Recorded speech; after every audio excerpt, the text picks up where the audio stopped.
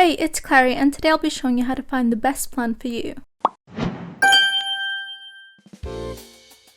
Firstly, when creating a server, you can select what you intend to use the server for, and we will automatically recommend you the best plan. For example, I'm intending to use it for Minecraft, so I'll add that game here. Then it'll highlight the recommended plan. As you can see, I'm then recommended a gaming plan that has faster processors and is more optimized for gaming. It also recommends the size of the plan that would be best for you at the bottom here. However, say you want to host a Discord bot instead, it'll then recommend you to select the hosting plan. This is better suited for web and database hosting. On the other hand, if you don't know yet what games you're going to be hosting or what type of services you'd like, you can press on compare plans. At the top here, you can see an overview of what each plan does. The free plan is a limited time demo of our servers. Hosting is suited for web and database hosting such as bots, SQL databases and more. And below you'll also have gaming plans which have faster processors. This is definitely recommended if you're planning on using any gaming servers. You can choose the memory depending on how many services you want to host. If you'd like to host 10 modded Minecraft services for example, then higher memory will be needed. Lastly, we have Gaming Pro. It has even better specs than the gaming plans and DDoS protection.